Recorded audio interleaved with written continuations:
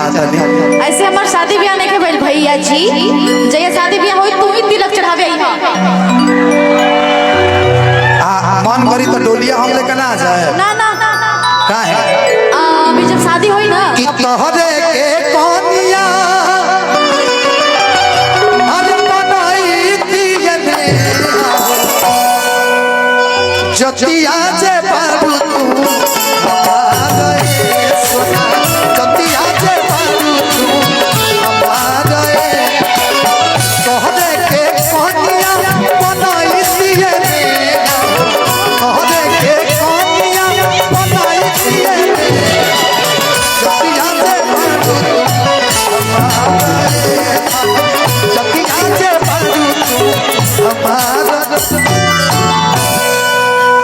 कुछ कह रहुआ का कहे कुछ कह दे भैया इसके हमार दे दीजिए, अब चेंज करे पड़ी।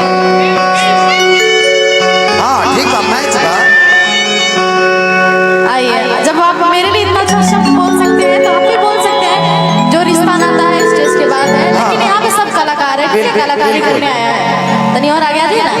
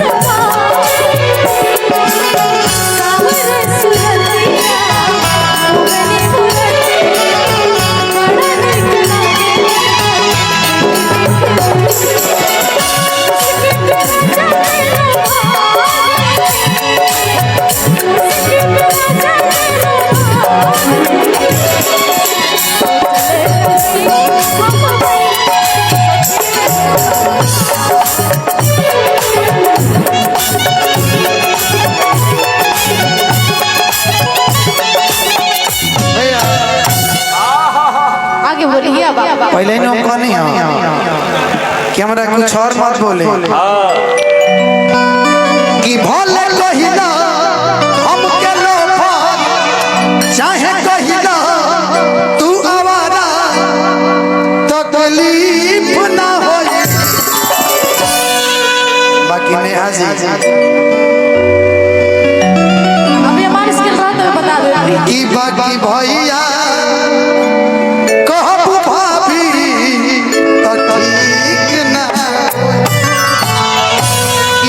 भैया ठीक ना होए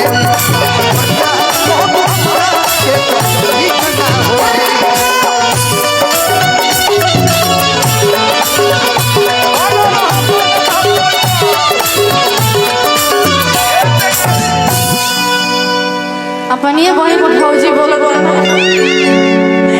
लाज शर्मा बहन के बोल लाज शर्मा कैसा लाज गाना जब देखा तब विवाद नहीं, मैं विवाद नहीं करता।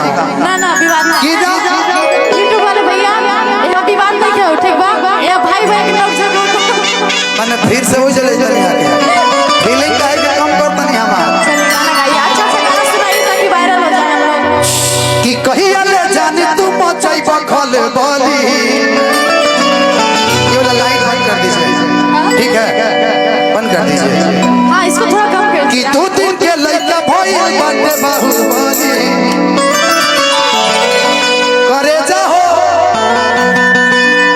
अपना चिड़ैया उड़ी बाज उड़े वाला बा कि तारा अखिया के काजल हमार जान ले गई। कहलिए सुना कि कुछ कहिबो न कइला राजा मन हैरान हो कि राज करने हो माहौल बदले वाला बा कि कहिया ले जाने तू मथई बखल तू दिन के लइका भई बंद बारू कहिया ले जाने तू मथई बखल तू दिन के लइका भई बंद बारू। अरे वो डिराई मत हमरा से ना ना ना, ये लोग के भी तो चांस मिले चाहिए। एले मत डिराई कि रिश्ता दू को बार बस डरी मत। हां काय डराई डरे संतोष का गलाई 5 मिनट लागी बाबू 5 मिनट। वाह वाह वाह वाह माफी चाहता नहीं बिना भैया कि अब ना चिड़ैया उड़ी 5 मिनट लागी कि अब ना चिड़ैया उड़ी अरे बाज उड़े वाला बा कि राज कर सोना हो राज कर सोना हो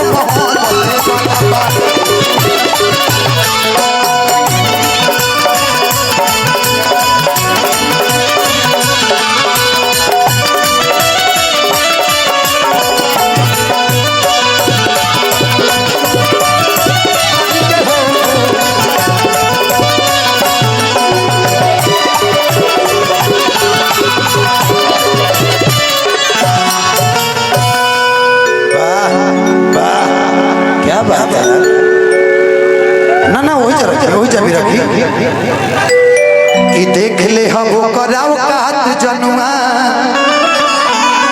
कि तोरा ऊपर बाघावा के हाथ जनुआ कि देख ले हम कराओ कात जनुआ के हाथ